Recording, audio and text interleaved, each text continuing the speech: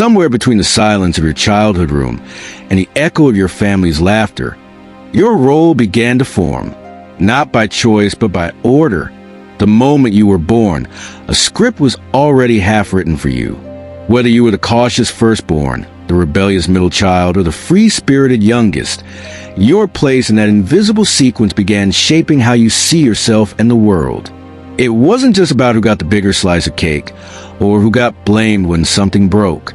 It was about how love, attention, and expectation flowed through the house, in patterns that molded your confidence, your fears, your ambition, and your need for approval. Birth order doesn't define everything about you, but it often leaves fingerprints on how you think, love, compete, and lead long after childhood ends. Psychologists have been fascinated by this for over a century, how the simple order of our arrival can ripple through our personality. Alfred Adler, one of the earliest to explore this idea, believed that a child's place in the family creates a distinct psychological environment, one that teaches them who they need to be to feel seen. Think about it. Families are small ecosystems of power, attention, and comparison. The firstborn steps into a world of undivided focus, parent hovering over every milestone, every mistake, every first. Then a second child arrives, and suddenly, the throne is shared. The middle child learns to navigate attention by blending in or standing out in new ways. The youngest is often adored and protected, but also underestimated. And the only child, raised without siblings, grows up in a world where adults are both audience and pressure. Why does this matter? Because the emotional choreography of your childhood doesn't stay behind. It becomes your inner narrative, the way you handle authority, connection, and independence. The family may have changed, but the roles we learn in it often stay scripted in our behavior. Let's begin with the firstborn, the one who arrived to a world of brand new parents. Their childhood is often defined by structure, responsibility, and high expectations. Psychologists often describe firstborns as conscientious, reliable, and achievement-oriented. But underneath that confidence often lies a quiet fear, the fear of losing approval. Imagine a firstborn as a young child who once had their parents' full attention. Then a younger sibling is born, and suddenly, love becomes something that must be shared. Many firstborns unconsciously respond by trying to earn back that attention. Through excellence, obedience, or leadership, they become the mini adults of the family, learning early that being dependable equals being loved. Over time, this mindset can grow into a deep sense of duty. These individuals often become the organizers, the fixers, the ones others rely on. In adulthood, they're drawn to structure, responsibility, and control, not out of arrogance, but because that's how they learn to feel safe. But this strength comes with tension. When things go wrong, the firstborn can feel personal failure more intensely. Their self-worth may tie tightly to success. The same child who once feared disappointing their parents may grow into an adult who silently fears disappointing themselves. Now, contrast this with the middle child, a role defined not by leadership, but by navigation. The middle child grows up between worlds, never having the authority of the eldest, nor the charm of the youngest. Psychologists sometimes call this a forgotten child effect, though that isn't always fair. Middle children often become skilled negotiators, peacekeepers, and social connectors. Because attention isn't automatically given to them, they learn to earn it through empathy and adaptability. They notice subtle shifts in people's moods, learn to read emotional undercurrents, and often form strong friendships outside the family to build their own sense of belonging. But the price of adaptability can be invisibility. Some middle children carry into adulthood a quiet sense of being overlooked, leading them to seek validation in relationships or to avoid conflict to keep peace. Yet, this same emotional intelligence often makes them deeply empathetic leaders and loyal partners. Each birth position, first, middle, last, or only, carries its own emotional coding. And while stereotypes simplify it, the truth is more nuanced. It's not the order alone that defines you. It's how your parents responded to you because of that order. It's the combination of expectation and attention that shapes the stories you tell yourself. A firstborn raised in chaos may not be a perfectionist. A youngest raised with responsibility may not be carefree. The psychology of birth order is less about a formula and more about perception, how each child interprets their place in the emotional hierarchy of the home. In families where love felt conditional, roles harden. The achiever keeps achieving. The peacemaker keeps appeasing. The dreamer keeps escaping. But in families where children are seen for who they are, not just a role they play, those patterns soften. Because in the end, we're not just products of order. We're products of the meanings we attach to it. If you pause and look back, you might notice echoes of these roles in yourself. The one who organizes everyone's plans, or the one who keeps harmony when things get tense. The roles we took on in childhood were often silent negotiations for love and belonging. And while they once protected us, they can also quietly shape the limits of who we believe we're allowed to be. Next, we'll explore the psychology of the youngest and the only child, and how birth order can affect not just our behavior, but the very way we love, compete, and define ourselves. But for now, it's enough to ask yourself, who did I learn to be to feel seen?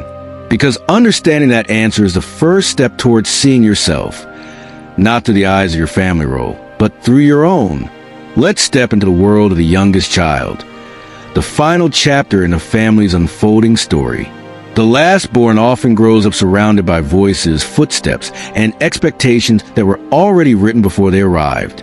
By the time they come along, parents are usually more relaxed, siblings more seasoned, and the atmosphere less rigid.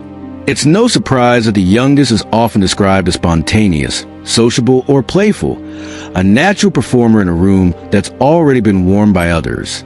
But beneath that charm often lives a quiet strategy, adaptation through lightness. When everyone around you already has a role, the responsible one, the quiet one, the achiever, you learn to stand out not by competing, but by disarming. The youngest child often discovers that humor, sweetness, or unpredictability earns attention more easily than authority. Psychologists call this compensatory identity, a way of filling emotional gaps in the family system by embodying what's missing. If the family feels tense, the youngest becomes the entertainer. If the home feels heavy, they bring levity.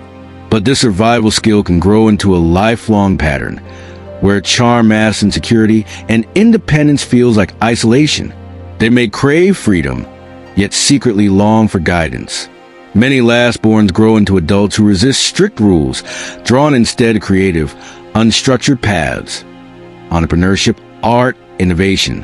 They often challenge systems not out of rebellion, but because they were raised in the margins of them. Their gift is imagination. Their struggle is being taken seriously. Then, there's the only child, the one who carries both the privilege and pressure of having no siblings at all. For them, the family dynamic is magnified. Every praise is amplified. Every correction feels personal. With no one to share attention or blame, the only child becomes both the oldest and youngest version of themselves, responsible and indulged, independent yet closely watched. Many only children grow up emotionally mature for their age. They learn to converse with adults, to think deeply, to rely on themselves. But that same maturity can come at a cost, an internal loneliness that few people see. Without sibling competition, their self-comparison often turns inward. Perfectionism replaces rivalry. Solitude becomes both sanctuary and cage. Psychologists often observe that only children build strong inner worlds. They value autonomy, routine, and thoughtfulness. Yet they can also struggle with vulnerability, fearing that mistakes will shatter the image of competence they've spent years maintaining. They learn early that approval is earned through excellence, not noise. Across all these roles, first, middle, last, and only, runs one shared thread: adaptation. Every child molds themselves around the emotional climate of the home. Birth order doesn't assign a destiny. It offers a mirror of how we learn to survive in a particular ecosystem of attention, affection, and approval. And while some of those roles become strengths, others quietly limit us. The responsible one forgets how to rest. The peacekeeper forgets how to disagree. The entertainer forgets how to sit in silence. The self-reliant one forgets how to ask for help. Family roles shape more than habits. They shape identity. And identity, once formed, rarely stays confined to the family. It spills into our friendships, relationships, and even careers. Think about it. How often do you replay the same emotional dance you learned as a child? Maybe you always take charge because silence makes you anxious. Maybe you apologize too quickly, afraid to upset the fragile balance. Maybe you keep things light when the room grows heavy. Not because you're shallow, but because you once learned that joy kept the peace. These patterns are not flaws. They're the emotional armor we built when we were too young to know we were building it. The beauty of understanding birth order isn't about boxing ourselves into labels. It's about seeing the invisible training that shaped our instincts. It allows us to step back and say, this makes sense. This was my way of belonging. And once we see that, we gain power, the power to choose differently. The firstborn can learn that love doesn't require performance. The middle child can learn that being seen doesn't mean being loud. The youngest can learn that being playful doesn't mean being dismissed. And the only child can learn that connection doesn't threaten independence. It deepens it. Family roles were our first language of love. But as adults, we have a chance to rewrite the vocabulary, to turn duty into purpose, peacekeeping into empathy, charm into authenticity, and solitude into self-knowledge. Because awareness isn't just understanding where we came from.